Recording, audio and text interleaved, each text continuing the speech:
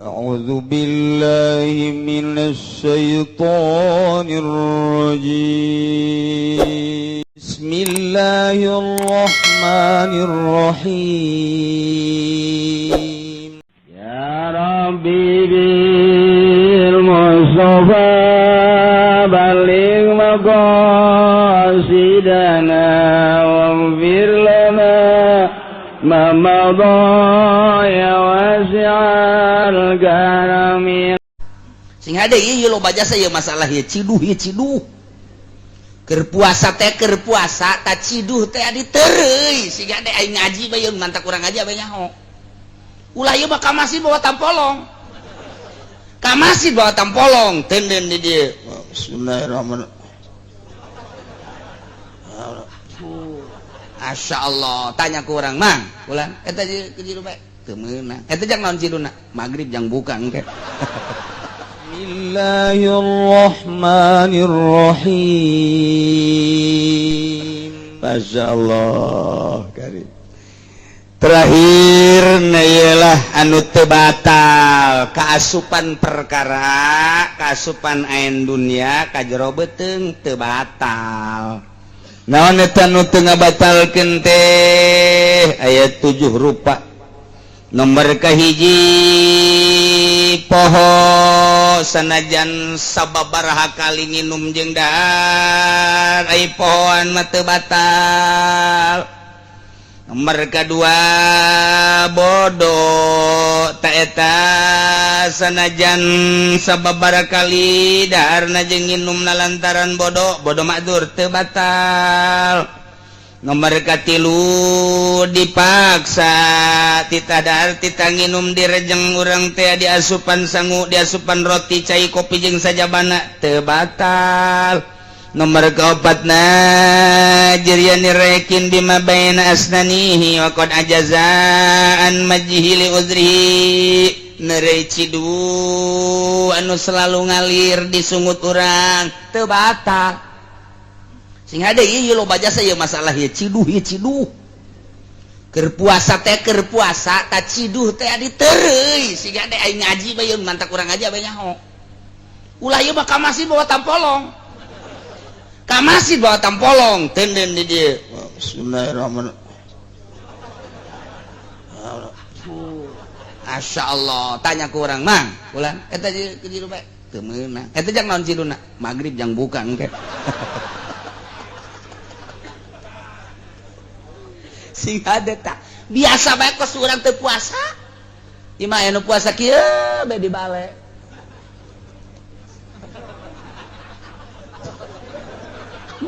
Budak tambah puasa, imah mun dibere satahun modar ieu budak. Puasa sakumaha naon atuh biasa bae puasa mah ciduh nu aya di dieu teh diteureui masa asal ulah aya ceuhilan bae mun urang keur kieu teh aya nu nyesa di dieu teh ceuhil sagede poleca lumayan cakeuna ieu batal sing ada ceuhil letak bersihan sungut teh engke tinggal ciduhna biasa eta kula masuk aya di seri jelema teu ngaji meureunanan Allahu akbar salat pan ciduh tah diteureun henteu pangkunyana diciduhkeun henteu mun mau kampak dikampak wae budak teh atuh gaji sia teh ieu urang nu matak ngaji ge sing ade lepas bae biasa bae ulah ayo coh-cohan bae nyiduh mentak inget ke surah MZ bae puasa itu tidak ketahuan ibadah yang paling sembunyi hanya Allah yang tahu MZ dia ceritanya tidak ada yang tahu kecuali cuma Allah saja yang tahu ibadah sholat kelihatan ibadah zakat jelas cek MZ tapi puasa sangat tidak tahu tidak ketahuan oleh siapa-siapa hanya Allah saja yang tahu kecuali puasanya orang bodoh. Itu surah MZ eta almarhum masyaallah hebat jasa MZ. Bagaimana itu pakai kok puasa orang bodoh? Orang bodoh itu bisa mengetahui si A puasa, si B tidak puasa. Kok bisa begitu? Si A mah enggak puasa. Emang kenapa? Enggak pernah ngeludah dia. Kalau ini puasa terus ini mah nih. Emang kenapa? Ludahnya banyak bener katanya. Cek MJT coba horenganan keur mual. Lain keur puasa horenganan keur henek. Pan ketelanjuran eta ngomong. Eta cek MJT tidak karena dia meludah berarti dia istimewa puasanya. Tidak, bohong itu. Setelah dicek ternyata tidak puasa dia, lagi sakit perut. Eta MJT hebatnya saya eta. Masya Allah, mun bisa dihudangkeun dia tulang MJT eta. Kita ceramah, tanya sholat ketahuan, zakat ketahuan, cek MZ. Tapi satu-satunya puasa yang tidak diketahui oleh manusia hanya Allah yang satu adalah puasa. Kecuali puasanya orang bodoh. Kita ayah bae MZ makos gitu gede. Kenapa itu? Iya kalau banyak keludah berarti dia lagi puasa. Tadi kampung teh kos gitu pan, memotong polong. Oh berpuasa. Makin banyak ngeludahnya berarti makin hebat puasanya. Sekian MZ bisa adlek. Masya Allah, MZ mah bisa ngaji, di kiai teh hanjakal. Ku Gusti atuh geus kitu bae meureun dicabut. Umurna geus merenah di dinya, meureun geus datang ka waktuna. Tapi ceramah-ceramana sangat luar biasa. Dibanding jeung kiai-kiai nu sejen, kurang ilmiah tapi MZ mah sangat ilmiah. Diakui. Guruku lagi di Garut, kanu sejen mah teu ngalem, tapi ka MZ ieu budak bisa ngaji bangona, cak gurukula. Asal geus gurukula ngomong kitu beta, hebat. Ieu budak bangona bisa ngaji. Bener. Lantaran eta tah naon gitu urayan-urayanna teh menyentuh pas. Lamun nanti asup Golkar mah teu bagus. Kan aju nyabut deui nya guys. Beres eta jadi tobat kan nggak beres karena di partai politik nggak beres ternyata nggak bisa diajak bener cak nyana eta mentak batur baik keluar ti urusan perpartaian kuari arah rasuk begon teh coba kiai mah kiai anu lain kiai mah tong sakalian ka neraka masalah geus menu kiai batur baik keluar nu nyahueun di hareupeun kula ngomong gak beres kiai ternyata partai itu di dewan itu gak beres cek nyana keluar lantaran teu beres. Saya dengan niat yang bagus untuk membawa manusia-manusia ke arah Al-Quran ternyata gak bisa, gak beres lah nyana keluar orang kampung asuh karena itu orang kampung ku bego-bego teh nyana nu pinter keluar. Masya Allah, Masya Allah. Nomor kahiji kedua mawasola ila jaupakan gubaratorikin lempang naik sepeda naik motor naik kendaraan kemudian loba lebu arah rasup ka irung kasungut katereuy teu batal kumaha kiai mun calangap ai daek mah lah tegeret teh sugan lulumayanan asa sendok-sendokeun kebenaran di itu anu keur ngurug nyana naik motor ha aras tereuy ku sia daek mah teu batal teh masyaallah mana deui mawasala ilaihi wa kana gurbalata dakikin asup ka jero kemudian peledug dakik teh aya awewe ngayak jang pikueheun naon tah nu sok diayakeunna tipung tarigu ta eta teh aya peledugna aya lebuna aya kitu naon kekebulna ta eta kekebulna kana irung kekebulna kana sungut katereuy teu batal. Urang naik sepeda atawa naik motor sore-sore kebeneran loba nu haliber lalir teh aro teh aya anu asup ka sungut lak asup ka jero teu batal aya anu asup deui hiji lak teu batal aya anu asup deui rombongan 5 teu batal artina ulah hese-hese teu batal henteu kecuali nyana naik sepeda atau motor arokna dikieukeun teh kuleungeun geus aya bangsa 20 bang disabualkeun batal Iya aya al-fasusab yang syara fi bayani shaumi syariah wa tariqah. Paham shaumu syariah lamun urang maca dina Ihya, maca dina tukilan-tukilan nu sejen. Imam Ghazali ngajelaskeun pembagian puasa, aya puasa khusus, aya puasa umum, puasa khususul khusus. Kitulah caritaan Imam Ghazali jeung ahli-ahli sufi nu sejen, tapi Syekh Abdul Qadir beda. Ngabahas aya puasa syariat, aya puasa tarekat, aya puasa hakikat. Kitu tuan Syekh mah pembagianana. Puasa syariat sebab makna la ilaha illallah tilu cek tuan Syekh. Lamun makna la ilaha illallah la ma'budu bihaqqin fil wujud illallah, puasana puasa syariat. Kos urang sapinah riad kos itu. Lamun geus ganti ku la ilaha illallah natea la maqsuda fil wujud illallah, tarekat berarti cara puasana kudu cara puasa tarekat. Lamun la ilaha illallah nanggeus la matluba fil wujud berarti puasana puasa hakikat. Urang pindah tina syariat kada tarekat teu meunang sapindah-pindah na kudu aya nu mindahkeun. Urang pindah tina tarekat kana hakikat teu meunang sapindah-pindah nah hayal tah mangarana kudu aya nu mindahkeun. Manta kudu aya perasaan ruhani anu khusus. Tak dijelaskeun lu tadi fa amma shaumu syariat ayang sakanil makulat wal masyrubat wa anil wiqafin nahar. Nu tadi puasa syariat mah nahan dahar, nahan minum, nahan jimati berang. Eta puasa syariat nu tadi kurang dicaritakeun. Ai puasa tarekat bahwa ayam sakajami adahi anil muharramat wal manahi wal zamaim misal udbi wa ghairi zahiran wa batinan lailan wa naharan. Puasa syariat urang geus ngajelaskeun tadi. Jelema teu dahar teu nginum muaqqat.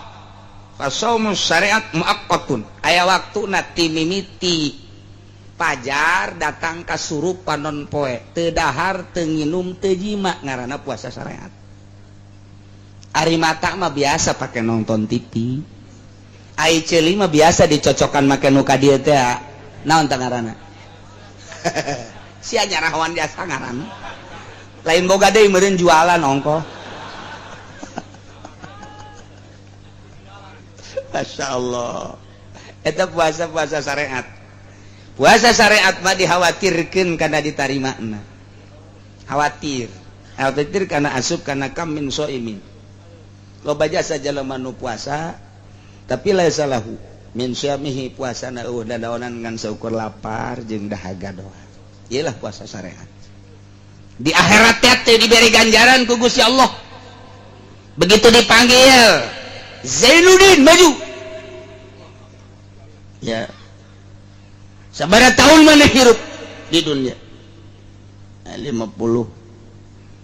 Pernah melaksanakan puasa? Pernah. Kumaha bade puasa? Teu dahar teu nginum teu jima ti beurang. Peuting. Hampir unggal peuting. Eta sia ti beurang lapar. Dahaga. Ai mata sok dikamanakeun eta dula-duluna ai beurang. Citra. Ceuli. Didengekeun, disidang, diintegrasi ieu teh ceuli mata ternyata horenganan dipake neuleuh TV, neuleuh awewe, ceuli kitu keneh. Ieu mah sakumaha cak Nabi aing kamin shaimin. Aing moal ngaganjar ka sia puasa kos kitu mah ngajabrag puasa nu kos kitu mah. Lamun urang geus dikitukeun ke jaga di akhirat isin ka bina-bina. Masyaallah. Tapaan tina dahar, pan ieu puasa teh ngosongan beuteung tina kadaharan, ngosongan beuteung tina inuman, ngosongan beuteung, ngosongan zakar tina jima, kosongkeun mata, kosongkeun ceuli tina maksiat, kosongkeun riyaboh hartina tapa urang teu dahar teu nginum teu jima napaan beuteung jeung zakar mantak naon mata sabulan tapaan mantak naon celi sabulan tapaan, mantak naon leungeun tapaan, sungut tapaan. Tah ieu lamun geus bisa kadinya urang ngalengkah sanajan henteu puasa thariqah tapi urang semi thariqah. Semi ngaranna. Sebab urang make la ilaha illallah na tetep lama budak tapi urang prak-prakanana indah jasa make aturan-aturan batin. Kumaha emang puasa thariqah? Nahan sakabeh anggahota tina nu diharamkeun jeung tina nu dilarangkeun, tina larangan-larangan jeung celaan-celaan, jero batinna matana akur, ketika neuleuh haram cak batin haram tamah, ketika ngadengekeun anu haram-haram cak batin haram tamah, akur jasa zahiran wa batinan. Ulah aya ujub, ulah aya riya, ulah aya takabur, ulah aya hubul jah, hubul sumah. Pas. Tah lamun puasa zahir mah muakkad, puasa batin mah goer muakkad. Wa shaumut thariqah mu'abbadun fi jami'i umrihi. Puasa thariqah mah terus bae. Di samping di jero bulan Ramadan berang jeung peuting terus datang ke bulan Syawal sampai paeh bae terus dijaga bener-bener sebab nyana geus iqrar lamun urang geus norekat geus pindah ngamaknaan la ilaha illallah kula maksuda di jero hate keretegeun ka Gusti Allah Gusti moal aya pagaweanna naon iwati ngagus ngahidmat bae abdi maka Gusti ngabakti mata dek dikagustikeun ceuli dek dikagustikeun irung dek dikagustikeun sungut dek dikagustikeun beuteung abdi leungeun suku kabeh ka qalbu abdi dek dikagustikeun moal aya nu teu ka Gusti abdi mah andai kata tani lagi ieu hasilna dek dikagustikeun. Andai kata abdi berpartai, andai kata abdi berekonomi, andai kata abdi berpolitik, eta berpolitik dadek dikagustikeun abdi mah semata-mata neangan ridho Gusti. Abdi berbudaya dadek dikagustikeun, hayang menang ridho Gusti kabeh ketika bisa teruskeun, ketika teu bisa eureun.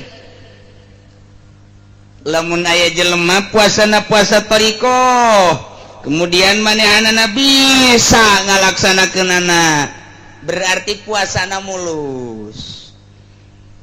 Lamun aya jelema puasa berthariqah tapi prak-prakanana puasana puasa syariat. Thariqahna berarti thariqah lain thariqah supi, thariqah sapi.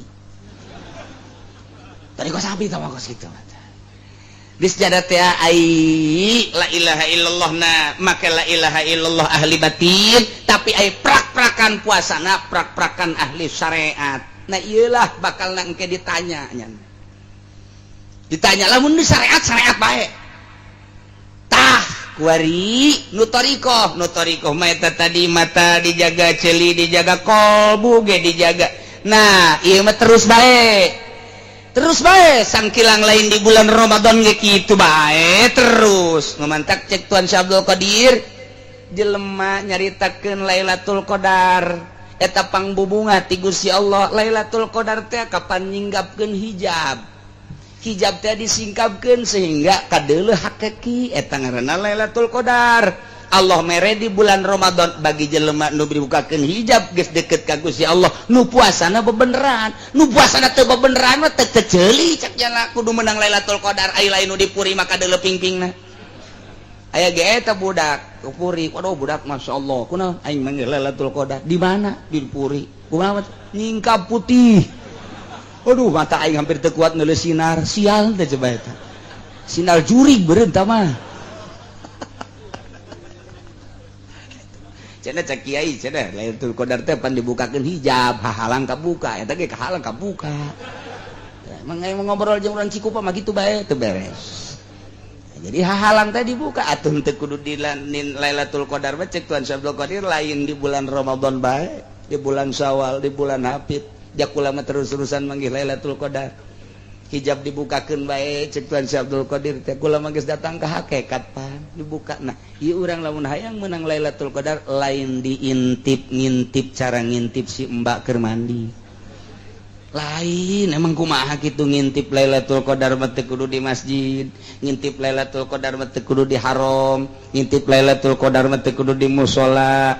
di imah, di kamar, di mushola, di mana baik kadeketan diri urang jeung Gusti Allah sehingga urang teh bener-bener deket. Wa nahnu aqrabu ilaihi min hablil warid, dibukakeun hahalang kadeuleuh breh we. Wih, jeung gede taguha.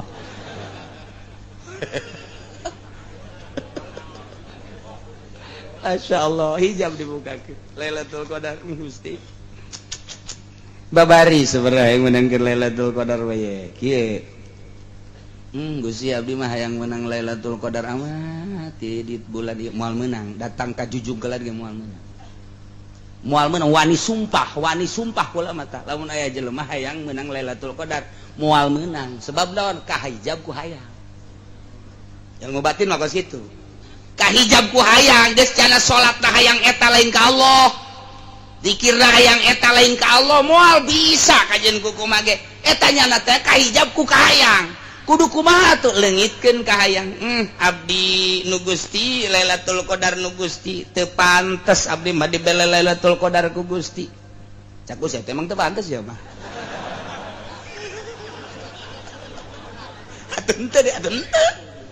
Atuh henteu bae deuk pantes dibantu jemaah mah nya Lailatul Qadar bisa dipake bari nonton TV je moal. Moal kajen ku kumaha ge jauh jeung Gusti teh jauh. Moal bisa. Dua tak bisa tah nu hayang jasa moal bisa kahijab ku hayang, anu pasrah jasa ka Gusti bari manehanana teu ngalaksanakeun aturanana moal sarua bae. Kudu kumaha tuh ulah dihayang-hayang Lailatul Qadar mah sebab datang nage kaget. Lailatul Qadar mah datang nage kaget urang keur tengah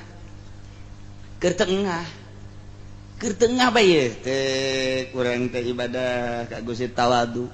Abdi ibadah ka Gusti teh hayang nanaon abdi mah ngarasakeun ibadah nu keur dilaksanakeun tah tengetkeun tah sing ade ngalaksanakeun ngarasakeun ibadah nu keur dilaksanakeun eta anugerah buat di dinya aya Lailatul Qadar kartin teh sia tuh henteu keneh bayaran aing mah atuh aing can ka harti ieu kieu keur carita supaya menang kan supaya menang ieu geus dihayang-hayang moal. Cara tadi Gusti abdi baja moal meunang meureun potongan abdi moal bae tetep. Moal jasa tamang geus. Kudu kumaha tuh kieu? Awas perhatikeun supaya menang atuh moal rea.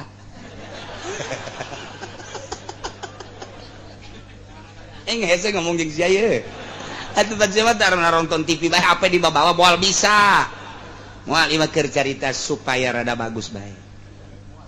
Bersihan tobat nus kukula sok dicaritakeun teh mata 70 astagfirullahalazim wa atubu ilaih mata tah Gusti meureun ieu mata abdi yeuh loba jasa deudeulean anu komo nu dihaja nu teu ngahaja mah komo Gusti hampura 70 tajang mata celi 70 irung 70, sungut 70, beteng 70, dubur 70, kubul 70, suku 70, leungeun 70, kolbu 70. Sing para. Jadi tenang, urang teh tenang. Eta can bisa tah menang Lailatul Qadar moal kajen kukuman. Urang kos kitu teh hayang menang Lailatul Qadar moal kahijab ku hayang. Encah.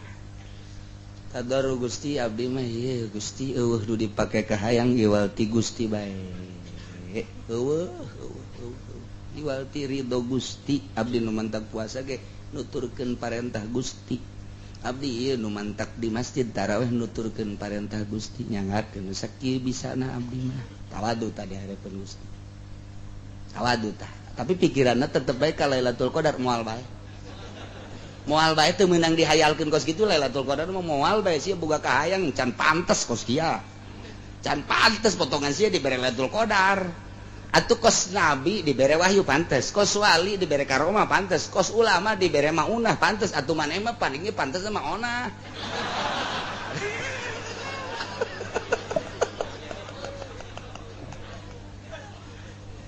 Lempengkeun.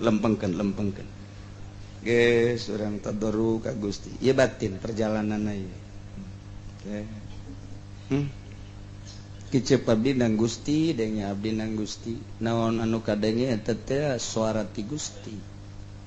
muka deleku abdi makhluk-makhluk Gusti abdi neule bisa ku Gusti didele ke lempang ku Gusti mulai rada bagus urang wudu ye dek salat maghrib ngalauna wudu gitu wudu sugan we ku bagus ye mangke penting menang Lailatul Qadar moal kajen ting kiai gede udang-udangna moal da dijamin janggotna cenah panjang tambahan deui 2 meter moal bae kajen kuku teu bisa diintip kitu Lailatul Qadar teu bisa bae kajen kuku mah mentak nu ngarintip Lailatul Qadar cenah di haram TK atau mah kos haram mah mulia Baitullah mulia moal bisa kudu kumaha tuh balikan deui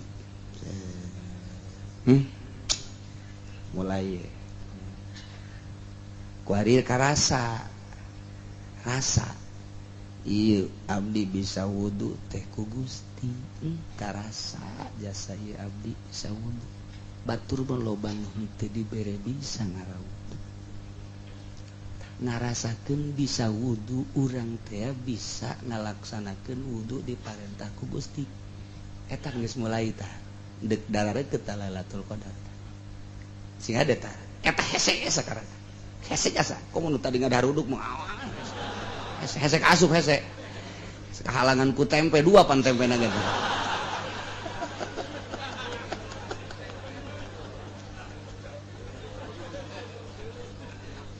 hese jadi ngarasakeun ieu bae teu kudu dibere Lailatul Qadar Gusti abdi teu kudu abdi geus dibere bisa ngalawudu ge ieu anugerah ti Gusti ya Allah mantap ngalawuduna moal aya nu cepet angel amat tentang ngalawudu tapi lain obrot cai naon ngarasakeun nikmatna dibere anugerah bisa wudu eta geus Lailatul Qadar eta geus min jublati Lailatul Qadar tetis komo make CS aduh insyaallah awas batin hese ieu sakalian supaya urang nyongsrong tapi jauh tapi deket tapi asa deket asa jauh hayang tapi praktekna teu bisa urang ngalawudu moal aya jelema anu deket ka Allah wuduna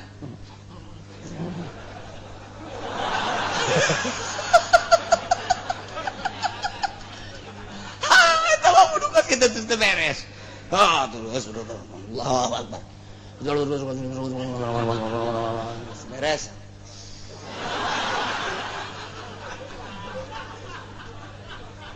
mal bisa tambah kos gitu mah teu kudu guru tambah salat kos gitu wudu kos gitu mah mal bisa wudu teh ngarasakeun bahwa diri ieu keur dipraktekkeun wudu ku Gusti balik deui sing hade awalan di awalat ulang ngayalkeun Lailatul Qadar ulang ngayalkeun salat ulang ngayalkeun wudu bae heula lain ngayalkeun ngarasakeun dibere bisa ngalawudu ku Gusti Allah geus aya ilmu urang bekal waktu urang keur ngaji di guru cara wudu nu rapih 3 kali dirasakeun kurang bakal nikmat teu kudu dina bulan Ramadan mulai balik ieu bae ge heula balik ngaji gegeran ka imah kukumbah beres ngalawudu hes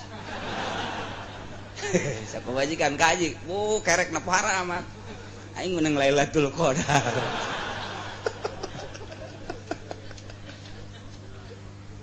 alikan deui milih pasti wuduna ge madep kiblat inget urang teh dibawa ku ilmu syariat eta narik urang mawa urang mun urang teu akur jeung syariat teh perasaan asa cangcaya perasaan teh asa naon kitu ngaranna boga hutang dititah ieu teh madep kiblat usaha ilmu urang teh mawa urang sigana urang hirup teh kumaha kahayang urang setelah boga ilmu mah horeg urang dibawa ku ilmu urang teh dikondisikeunna ku syariat teh meunang ti Allah ngomong doang teh ku ilmu padahal mah ku Allah ngan melalui syariat urang ngaji sanggeus teh urang boga ilmu dibawa urang ku ilmu urang kudu madep kiblat nang ilmu Allah hakikatna 3 kali ku ilmu Allah teteh hakikat ngan can boga rasa kakarak make syariat bae teh kabeungeut 3 kali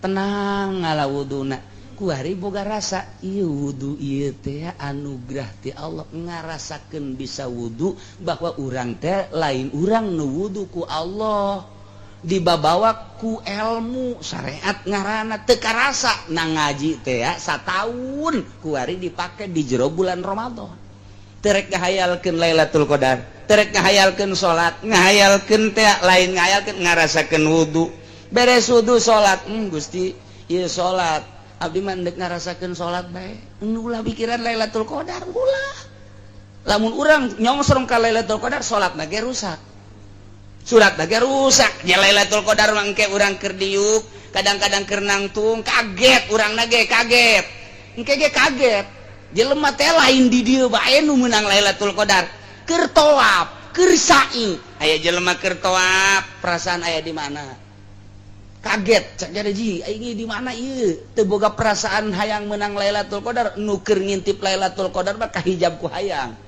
ketika nyana ngarasakeun tawaf i aya di mana ieu ketika nyana ngarasakeun sa'i anugerah ti Gusti sa'i boga tanaga sakieu henteu dipaksakeun lamun memang ieu tanagana gede rada cepet mun tanagana leutik rada kendor tanagana ieu leutik asa kendor henteu ngarasula ka Gusti keur ngarasakeun menikmati sa'i teng aya di mana engkena kitu kene taraweh urang teh ge lamun taraweh kos kitu Allahu Akbar keur ngarasakeun taraweh masyaallah batur sujudnya nangtung bae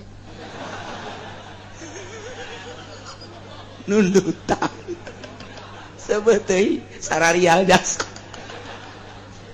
orang menang Lailatul Qadar teh kos kitu cekeun kunaon hees aing keur taraweh ulah ngahayalkeun hayang memenang tapi lain dihayal praktek na batin dibukakeun hijab ketika urang deukeut jeung Gusti Allah Tuhan Syekh Abdul Qadir nyaritakeun lain di bulan Ramadan bae Lailatul Qadar mah di luar Ramadan ngemantak awalan heula di bulan Rajab di bulan Rawah coba geus deukeut encan jeung Gusti Allah ngan Allah ngajangjikeun bae tah mah inna anzalnahu fi lailatil wa ma adraka ma lailatul qadri khairum min Allah mere ka jelema umum dibere asal sia deukeut jeung aing ngan cara salah sahiji cara ti Tuan Syekh nu kukula dicaritakeun nu geus ditajribah dicoba ku para murid-muridna sok meunang ulah ngahayalkeun ulah hayang nyaho urang aya Lailatul Qadar di bulan Ramadan rasakeun ibadah nu ku urang keur dilaksanakeun eta teh sebagai anugerah urang mun wudu nikmat jasa ieu dibere ku Gusti ngala wudu batur mah jem sakieu keur nonton TV aing mah wudu ieu gerak nang Allah ieu tah ngarasakeun wudu mulai awalan Lailatul Qadar geus deukeut tah hijab geus mulai pret ketika urang salat ngarasakeun salat bae babacaan eta salat wayah subhana rabbiyal azim nikmati wayah nangtung nikmati wayah Fatihah nikmati ulah huyal hayal nanaon nikmati babacaan eta teh menghadap ka Allah teh eta nu paling istimewa naon anu dirangkum dina salat eta babacaan paranti menghadap ka Allah teu kudu dihuyal dihayal nikmati babacaan eta ketika Fatihah ketika surat-surat ketika ruku-ruku nikmati geura hijab bakal ngurangan deh tret sapoe 2 poe 3 poe geus rada eueuh tinggal salemar deui hijab pake nonton film kandel deui hijab isuk nonton main bola ulangan Eropa nu kamari wah Spanyol mantep jasa ya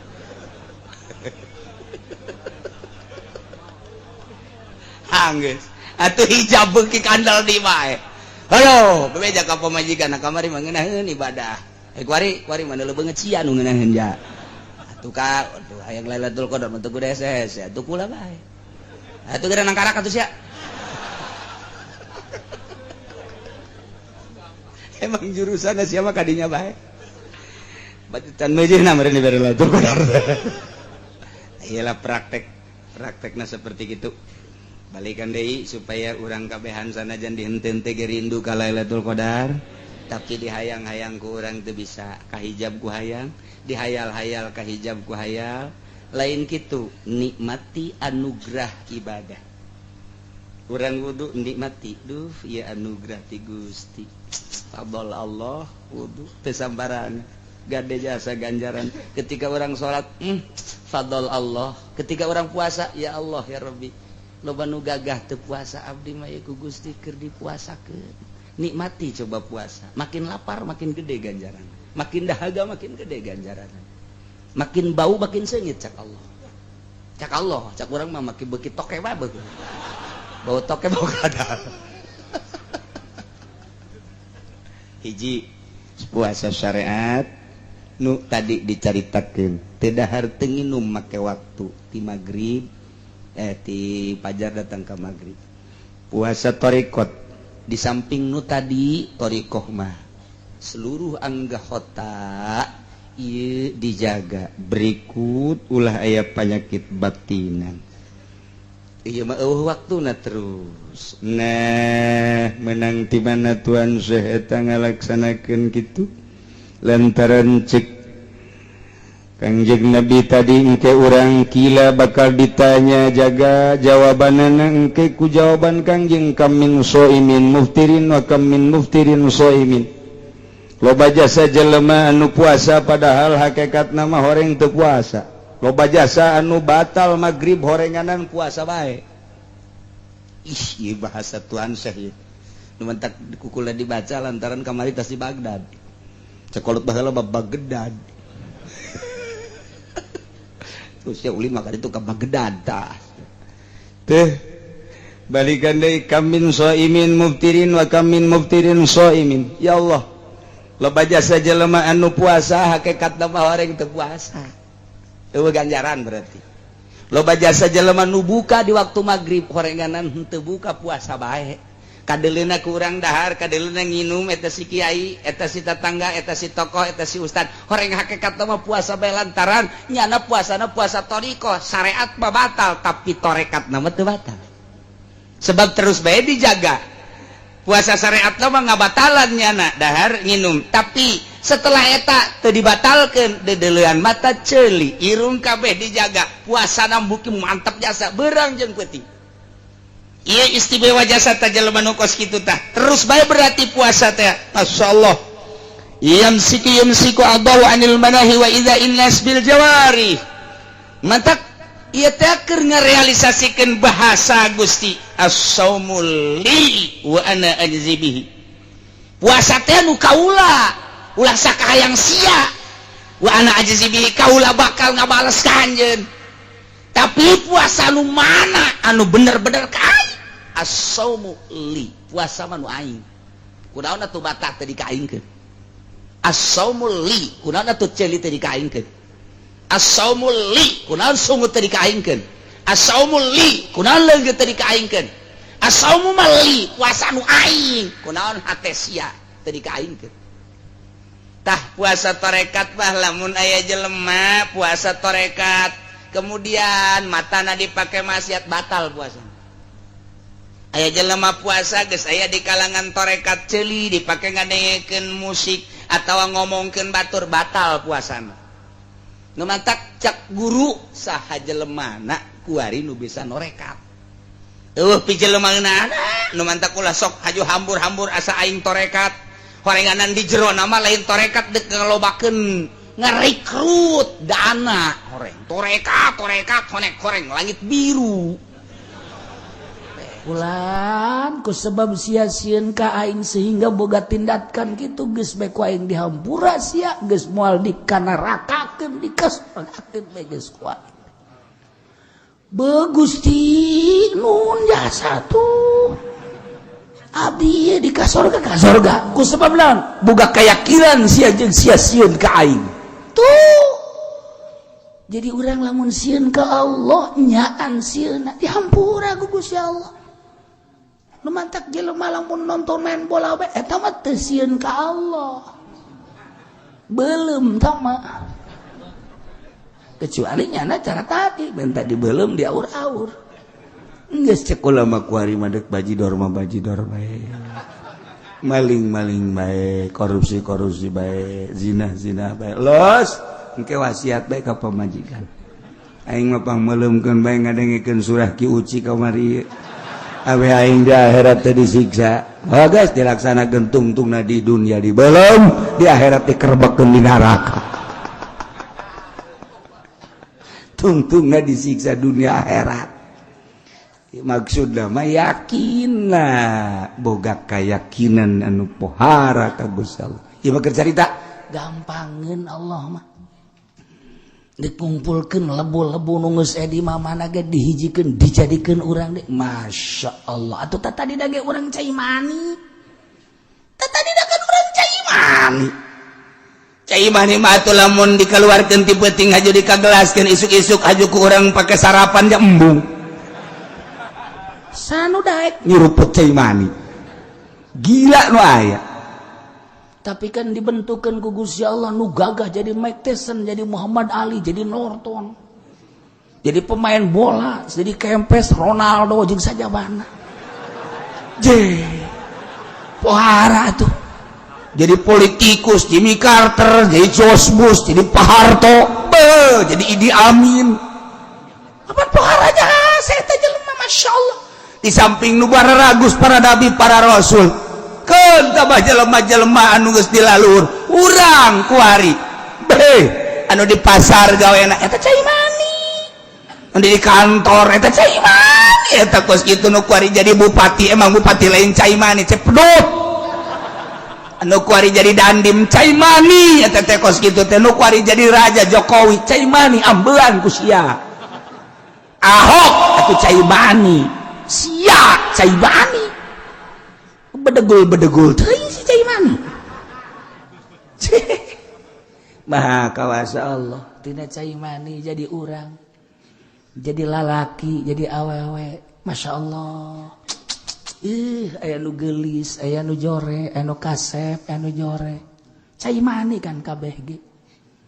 Engke bakal dikebalikeun ku Gusti Allah. Sianang jin aing tina cai mani, ku aing dijadikeun manusia. Inna khalaqnal insana min nutfatin amsyajin nabtalihi faja'alnahu sami'an basyira. Inna hadainahu sabila imma syakira wa imma kafura. Inna a'tadna lil kafirina salasila wa aghlala wa sa'ira. Innal abrara yushubuna. Terus dan selanjutnya. Tina nutfatin amsyaj, cai mani lalaki jeung sperma opum awewe dihijikeun. Selama 9 bulan nyana di jero rahim borosot keluar jadi si Juned. Kan? Hari urang ge cai mani urang. Masya Allah, tak kudu ingat aing cai mani jadi kieu nang Allah engke bakal ka Allah. Urang tuturkeun aturan Allah tuh ulah sok sambarangan. Bakal bali ka Allah. Aslina urang mah lain nu dikadeuleu ieu lain. Aslina manusia mah roh anu diciptakeun ku Allah leuwih awal di alam roh. Awak urang mah ieu mah taneuh menang yeut tina turab minha khalaqnakum ti taneuh aing nyeun sia. Wa fiha nu'idukum aing bakal ngabalikeun deui ka taneuh. Ti taneuh ka taneuh.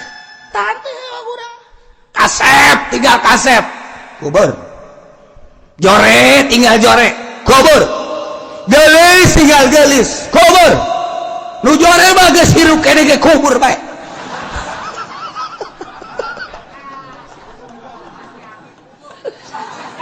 Presiden kubur bae bae mah KBRT mah geus hirup-hirup kubur abak kubur bae kabeh. Tina taneuh balik kana taneuh. Ai anu roh, ai aslina manusia roh. Roh aslina mah urang. Awak mah tina taneuh dibalikeun ka taneuh kubur. Macam-macam kuburana. Aya anu dina beuteung buaya, beuteung maung, beuteung gajah, macam-macam. Aya anu di padang, bak dibalikeun ribuan manusia ku ari. Teu puguh. Kena tsunami wallahu alam di mana ragag di kapal das jadi abu kabeh tinggal eta mah sapira awak min turabin ila turabin aslina manusia roh berhadapan langsung jin Allah roh ketika urang maut cirina ketika orang paeh keluar roh awak geus teu disebut jelema deui mayit ngaranna janazah ngaranna bangke ngaranna dek dikamanakeun mayitna dek dikamanakeun janazahna dek dikubur di mana bangkena bangke urang aslina roh urang manusia mah roh anehna jelema kunaon ngurusan awak bae nu bakal dikubur roh tepatnya diurusan bloon jelema ketika jadi pejabat jana ngurusan awak bae di kantor kaimah ngurusana duit sakadar jang beuteung dahar hilum poka salat roh aslina jelema ketika jana pae dikubur bupati tinggal bupati gubernur tinggal gubernur jenderal tinggal jenderal presiden raja tinggal raja roh nu berhadapan jeung Gusti Allah kunaon sia teu pernah urusan roh nu bakal babalik ka Allah tah kagoblogan jelema teh di dieu ngaji teu daek roh gering roh teh gering awak mah kadaharanana sang daging minum jang awak kurang sehat ya be komplek ayo sia aya koreng-koreng panasilin babari teh bakos kitu batu ayo urusan bae awak ayo urusan Gusti awak unggal peti hudang KHS ka hudang deui ngurusan awak malulu anu engkena bakal dikubur nyawa zarah nyawa eueuh ke urang geus paeh mah roh urang kunaon teu diurusan teu dikenalkeun ka Gusti Allah diajakan ngaji harare sejasa cak Allah ieu haram ditabrak bae cak Allah ieu ulah ditabrak bae cak Allah ieu mah ulah atuh ditabrak bae cak Allah ieu pagawe henteu ieu atuh kerjakeun henteu roh ngejerit di jero awak urang teu diurusan cie emang kumaha gitu nu mantak ieu urang ngaji teh ieu kuari keur mere dahar roh kena yakin ka Allah hujan-hujan ge daratan urang teh keur ngurusan roh kedaangkeun lintuh roh urang anu di luar mah nya roh diurusan nya awak diurusan zahiran wa batinan nya nama eta